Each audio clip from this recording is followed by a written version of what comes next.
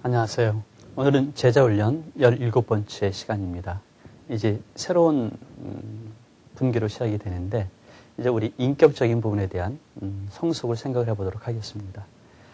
오늘 그래서 교만과 겸손을 우리 보도록 하죠. 사실 참 어려운 주제가 되지 않겠습니까? 그런 반면 우리가 꼭 넘어야 될 그런 산이 될 수도 있습니다. 우리가 어릴 때는 어릴 대로 또는 성장한 대로 또는 나이가 들어서 나이 든 대로 이 부분에 대해서 늘 문제가 되고 있죠. 그래서 하나님은 교만에 대해서 아주 엄중하게 질책을 하시고 경계를 하십니다. 이 얘기를 한번 얘기해 보도록 할까요? 조지 워싱턴이 초대 대통령이었죠. 대통령이 사령관이었을 때 그때 있었던 일화입니다. 이제 추운 겨울이었습니다. 워싱턴 사령관이 자기가 막사에 있다가 한 번은 순찰하기 위해서 사병들이 있는 야영지로 이렇게 한번 둘러보게 됐습니다. 너무나 추우니까 어떻게 하겠어요? 옷을 입고 몸을 감싸고 그 다음에 모자를 눌러쓰고 했습니다. 그러니 이렇게 가는데 사병들이 알지 못하죠. 누군지. 서로 모르는 얼굴이기도 했고 누군지 몰랐습니다. 한 무리의 사람들이 있었습니다. 봤더니 방공사라고 있었어요. 흉벽을 나무로 세우고 있었습니다. 근데 한 고참 사병이 이렇게 거만한 태도로 명령을 내립니다. 자, 힘을 내자, 올리자. 그래가지고 이제 나무를 싸서 올리는데 그 신참 병사들이겠죠? 이게 밀어서 올립니다. 근데 통나무가 아주 큰 거예요. 자, 올리자, 올려라! 그래가지고 올립니다. 쭉쭉쭉쭉 올려나가는데, 끝까지 가다가 거의 닿을만 했는데 쭉 미끄러지는 거예요. 뭐 낙심이 되는 거죠. 그러니까 다시 한번 해보자. 자, 밀어 올려. 명령이다. 해가지고 또 올립니다. 또 올라가는데 거의 다 올라갈 뻔 했는데, 힘이 모자랐어요. 조금만 도움이 되는데 또 미끄러집니다. 그러니까 이제 화가 난 이 고참사병이 큰 소리로 또 외쳤겠죠. 자, 밀어 올려. 이거 명령이다. 게으른 무리들 열심히 해라. 해가지고 이제 올렸습니다. 올렸는데 다시 떨어질 뻔 했어요. 그러자 보고 있던 워싱턴 장군이 뛰어가서 달려들어가지고 그걸 밀어 올리는데 도움을 줬습니다. 간신히 올라갔습니다. 얼마나 다행스러운 일인지. 자, 이럴 때 이제 조지 워싱턴 장군이 고참사병을 바라봤습니다. 그리고는 한마디 했습니다. 이렇게 무거운 것을 돌리는 데는 돕는 사람이 필요한데 왜 당신은 병사들을 돕지 않았느냐. 고참사병이 하는 얘기가 뭘까요? 내가 돕다니. 당신은 내가 고참인 걸 모르시는군요. 하고 얘기를 했대요. 그러자 이 워싱턴 장군이 옷을 벗었습니다. 겉옷을. 그랬더니 계급장이 나오죠. 그러면서 얘기합니다.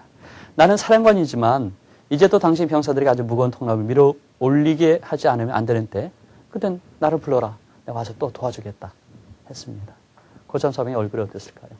아마 흑빛이 됐겠죠. 그래 교만한 사람은 이렇게 욕이 돌아오게 되는 것입니다. 워싱턴의 장점이 무엇일까? 우리 역사 속에 워싱턴에 대한 얘기가 참 많이 있지만 여기서 보는 것처럼 우리가 볼 수 있는 것 아주 중요한 한 가지 아니겠어요? 이것은 겸손한 사람입니다. 자기의 신분을 감추면서 일할 수 있는 그런 모습. 우리에게 이런 일이 있다면 우리의 삶에 새로운 힘이 있지 않을까라고 생각을 해봅니다. 자, 그렇다면 우리가 이제 교만할 때 나타나는 모습이 자랑이겠죠? 여러분들이 자랑하는 게 뭡니까? 흔히 남자들은 힘 자랑하죠. 그죠? 팔씨름하자. 그런 것도 하고요. 또는 돈 자랑도 하죠. 그래서 비싼 걸 많이 사기도 합니다. 또는 목소리 자랑도 하지 않습니까? 노래 자랑 많이 하니까. 우리는 자랑할 그래 참 많이 있는데 그 자랑을 왜 할까 하면 우리 마음속에는 뭔가가 있습니다. 하나님에 대해서, 이웃에 대해서 우리가 그릇된 생각을 가졌을 때 그렇게 할 수 있다는 것이죠. 자, 그럼 교만에 대한 얘기를 한번 해볼까요? 교만은 과연 무엇일까요? 토마스 아퀴나스는 얘기를 했습니다. 교만은 무엇일까? 하면은 모든 죄악이 어머니다. 그랬습니다. 이 교만을 정복을 해야 되겠죠. 교만이라는 것은 이렇게 정의해 볼 수 있습니다. 하나님의 계획 가운데서 하나님께서 우리에게 정해 주신 위치에 만족하지 않고 신분이겠죠. 네. 위치에 만족하지 않고 다른 위치에 자신을 두는 것. 이게 교만이라고 하는 것이죠. 그러니까 어떤 지위를 생각할 수 있을 것 같아요. 자, 교만한 사람 중에 누구 생각할 수 있는 사람이 있습니까? 아마 하만이 될 것 같아요. 모르드게야 하만. 그렇지 않습니까? 하만은 임금님 바로 밑에. 그러니까 1인 지하, 만인 지상 그렇게 얘기합니까? 총리로서 모든 사람들 앞에 아주 거만했잖아요. 그래가지고 얘기하죠. 임금이요, 당신이 사랑하는 사람이 이런 일을 했을 때 어떻게 했으면 좋겠습니까? 그래가지고는 수레를 타고 뭐 그런 욕을 하기도 합니다. 사람들이 그런 마음들이 있죠. 자, 교만이라는 것은 무엇일까? 우리는 이렇게 세 가지로 볼 수 있습니다. 한 가지 뭐냐면,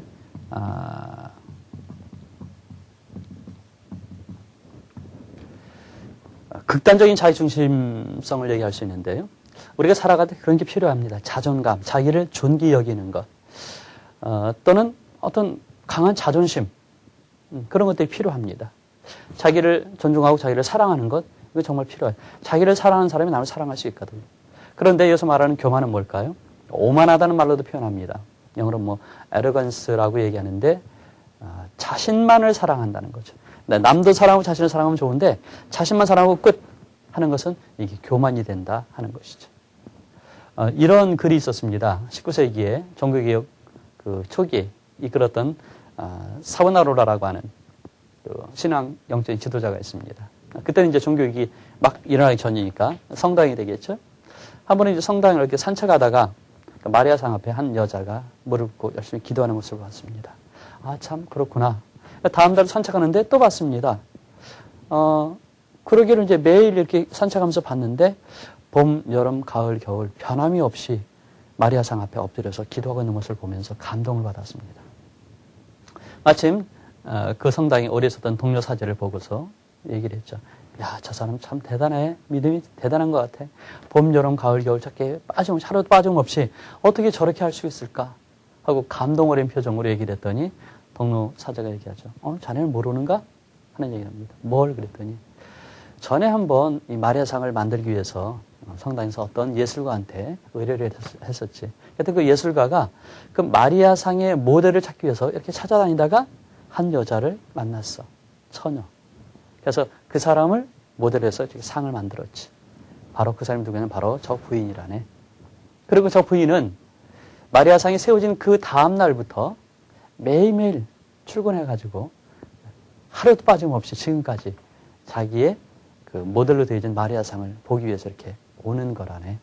라고 얘기했습니다. 뭘까요? 우리가 어떤 경건한 모습을 갖고 있는데 거기에 중요한 기준이 뭘까요? 이게 자기 중심이냐 하나님 중심이냐 하는 것이 될 수 있는데 그래요. 우리가 이렇게 자기한테 극단적으로 자기 중심적이면 자기만 사랑하게 되면 우리는 교만이라고 말할 수 있다는 것이죠. 그 다음에 두 번째 이웃과 벽을 쌓는 것. 이것도 이제 교만이라고 얘기할 수 있게 되겠죠. 특별히 남을 얘기하고 자기를 얘기하는 그 상황 속에서 나랑 같지 않다 하는 얘기입니다. 물론 너는 틀리고 나는 맞았다 그런 말 될 수 있겠죠. 예를 들어 예수님 앞에 예수님이 이제 보여주셨던 그 기도의 비유도 나오잖아요. 한 사람은 시장에서 이렇게 하늘을 우러러보며 기도했던 바리새인이 있었고 한 사람은 세리가 있었잖아요. 고개를 숙이고 부끄러워서 기도했었는데 바리새인의 기도의 특징이 무엇일까요? 하나님, 저는요 저 세리와 같지 않습니다. 하나님, 저는 저 죄인들하고 틀립니다. 해서 자기가 틀리다는 것을 강조합니다. 바꿔 말씀드리면 우리라는 말을 뺀다는 것이죠. 이런 재밌는 얘기가 하나 있습니다. 저랑 아주 가까운 한 분이 교회에서 대학부를 지도하는데 한 번은 이제 대학부에 이렇게 예배를 마치고 광고를 하게 됐습니다. 회장이 나와서 얘기를 했습니다. 여러분은 이렇게 해야 됩니다. 제 아는 분이 그랬대요. 마친 다음에 회장을 불러서 너 왜 여러분이라고 하느냐? 광고하는 너하고 듣는 사람하고 그렇게 틀린 사이냐? 그렇게 얘기를 했답니다. 저도 그 얘기를 들은 다음부터는 조심하기 시작했습니다. 우리가 합시다 그래야 되는데 광고할 때 여러분 하는 건 자기하고 구분하는 거죠. 너희는 하고 나는 하지 않는다. 그 말이 물론 그런 의도가 깊이 있는 건 아니겠지만 무의식 가운데 그런 게 있을 수 있다는 것이죠. 그래서 교만은 뭐냐면 나와 너를 이렇게 갈라놓는 겁니다. 벽을 쌓고. 너는 너고 나는 나고 우리 틀려 하는 것이 교만의 아주 중요한 모습이 될 수 있다는 것입니다. 그래서 때로는 남들 아주 강하게 비판할 때 그게 바로 교만이 될 수 있죠. 예를 들어 우리가 정치를 보면서 누구누구는 못됐어. 누구는 어떻게 해야 돼. 하고 강하게 비판하는 것. 물론 비판은 필요하죠. 그래야 건전하게 또 발전해 나갈 수 있어요. 하지만 애정을 가지고 비판해야 되지 않겠어요? 근데 미워하는 마음 가지고 비판하는 것. 그것은 바로 우월감이 그 안에 깔려 있는 것이죠. 때로는 자기의 비참함 때문에 나올 수도 있기도 하고요. 그래서 이런 사람들 향해 성경 말씀 주시는 말씀 뭡니까? 자기 눈에 들보는 못 보고 남의 눈에 티를 보는 것이라고 말하지 않습니까? 겸손한 사람은 사람과 사람을 다리를 놓아주는데 교만한 사람은 벽을 쌓는 것이죠. 자, 세 번째.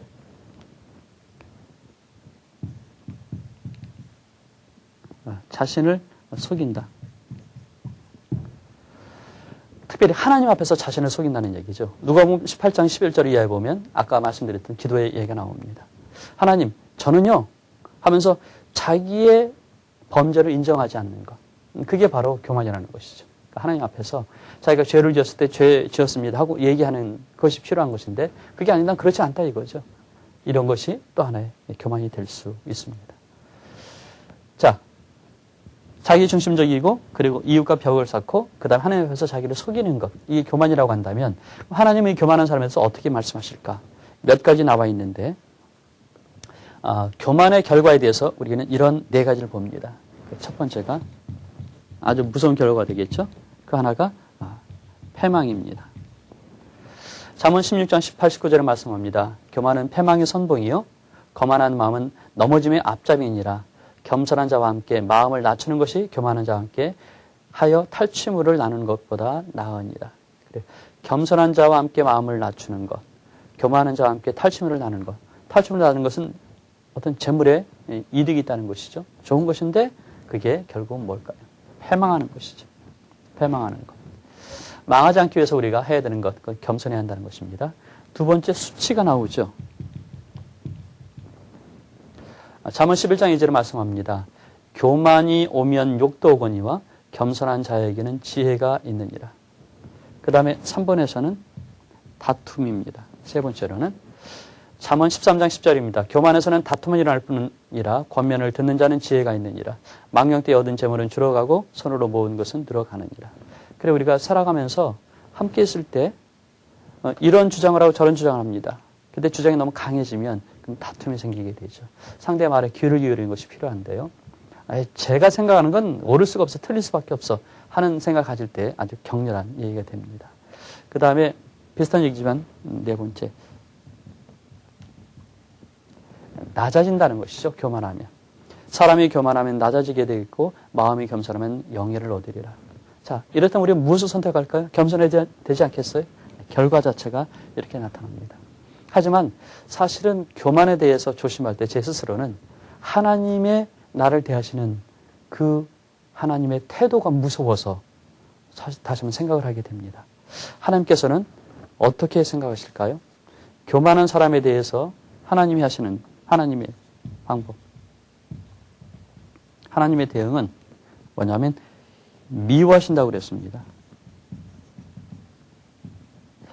아주 강렬한 얘기죠. 무릇 마음에 교만한 자를 여호와께서 미워하시나니 피차 손을 잡을지라도 벌을 면치 못하리라. 교만한 사람끼리 손을 잡아봐야 하나님께서 미워하시기를 작정하시면 끝나는 것이죠. 로마서에 있는 말씀이 있습니다. 만일 하나님이 위하시면 누가 대적하리요? 반대로 하나님이 대적하시면 누가 위하리요? 하는 말이 있습니다. 그러니까 against for의 이 사이를 얘기해 주는 것인데 하나님이 위하시는 것, 그 마음이 싫어하는 것 6, 7가지에 대해서 얘기를 하고 있는데 그 중에 하나가 교만이거든요. 그 다음에 두 번째 더 무서운 겁니다. 뭐냐면 대적하신다는 것이죠. 젊은 자들아 이와 같이 장로들에게 순복하고 다 서로 겸손한 허리를 동이라. 하나님이 교만한 자를 대적하시되 겸손한 자들에게는 은혜를 주시느니라. 그래요. 교만한 자 하나님이 미워하시고 대적하시는 것입니다. 그런 의미에서 우리가 교만을 버려야 되는데 그러면 어떤 모습들이 또 있을까 하는 것입니다. 우리 사회생활에서 우리 생활 속에서 나타나는 교만은 뭘까요? 여기 이 세 가지가 있긴 하지만 다시 한번 구분해 볼까요? 그 중에 하나가 뭐냐면 하나님처럼 되는 겁니다. 그래서 나한테 잘못한 사람을 용서하지 않는 것. 그것도 교만이 될 수 있죠. 그 다음에 얼굴을 생각합니다. 체면을. 그래가지고 자기의 죄를 인정하지 못하는 경우도 있죠. 체면을 차리는 것. 그 다음에 재물에 대한 욕심도 뭐 그럴 수도 있겠어요. 자녀에 대한 그릇된 욕망, 또 자기의 의를 드러내려는 것, 또 권위의식 같은 것들이 우리 얼굴의 교만을 나타낼 수 있다는 것이죠.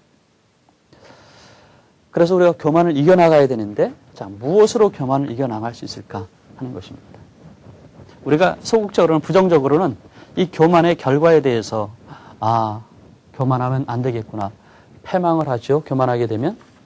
그 다음에 두 번째 뭡니까? 수치를 당하게 되고 그 다음에 다툼을 겪게 되고 낮아지는데 하나님이 교만한 자는 미워하시고 그 다음에 대적하시는데 그것만 생각하시는 것이 아니라 더 적극적으로 할 수 있는 것이 있죠. 그게 뭐냐면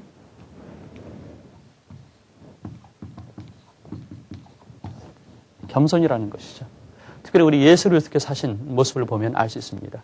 예수님은 온유한 분이시기도 했고 그 다음에 하나님이시지만 인간의 몸을 입으실 만큼의 겸손함이 있으셨습니다. 자, 하나님의 예수 그리스도의 겸손한 모습을 우리는 세 가지로 볼 수 있는데 그 첫 번째 마태복음 11장입니다. 수고하고 무거운 짐진 자들아 다 내게로 오라. 내가 너를 쉬게 하리라. 나는 마음이 온유하고 겸손하니 나의 멍에를 메고 내게 배우라. 그러면 너희 마음이 쉼을 얻으리니 이는 내 멍에는 쉽고 내 짐은 가벼움이니라. 예수님은 마음 스스로가 온유하고 겸손하셨습니다. 두 번째, 요한복음 13장 4절에 말씀하고 있습니다. 저녁 잡수시던 자리에서 일어나 겉옷을 벗고 수건을 가져다가 허리에 두르시고 이에 대야에 물을 담아 제자들의 발을 씻기시고 상대의 필요를 알아서 채워주는 정도에서 더 나아가서 겸손하게 자기의 신분이 있긴 하지만 내려가서 섬겼다는 것이죠. 그 다음 빌립보서 2장 5절입니다. 너희 안에 이 마음은 곧 그리스도 예수의 마음이니 그는 근본 하나님의 본체시나 하나님과 동등됨을 취할 것으로 여기지 아니하시고 오히려 자기를 비워 종의 형체를 가져 사람들과 같이 되었다. 그래요. 상대방과 같아지는 것, 이게 겸손이죠. 그러니까 내 자리에서 일어나서 상대와 같아지는 것, 이게 아주 적극적이고 그리고 또 아주 쉬운, 아주 단순하면서도 강력한 그런 겸손의 모습이 될 수 있을 것입니다. 자, 그래서 우리가 겸손을 생각할 때 실제로 우리 생활 속에서 나타나는 몇 가지를 좀 살펴보면 좋을 것 같아요. 자, 겸손의 대상이 있습니다. 그래서 우리는 첫째, 하나님 앞에 겸손하는 것, 그 교만을 이기는 방법입니다. 하나님 앞에 겸손할 때 더 이상 자기를 속일 일도 없고 문제가 해결될 수 있겠죠. 자, 모세가 어떻게 했습니까? 출애굽기 34장 5절 이하에 보면 모세가 하나님 앞에서 급히 땅에 엎드려 경배를 했다고 그랬습니다. 이사야서는 이사야를 얘기해 주죠. 6장에 말씀하고 있습니다. 나는 입술이 부정한 사람입니다. 하고 하나님 앞에서 하나님의 일을 해나갈 때, 하나님이 선지자로서 세우려 하실 때, 좋습니다 하지 않고 먼저 자기를 돌아보는 거죠. 하나님, 저는 입술이 부정해요. 하고 자기를 다시 한번 돌아보는 모습이 있습니다. 요한도 그랬습니다. 계시록 1장에 보면 그랬어요. 밤모섬에서 하늘의 음성이 들리니까 어떻게 했습니까? 무릎을 꿇고 엎드려져서 죽은 자 같이 되었다고 합니다.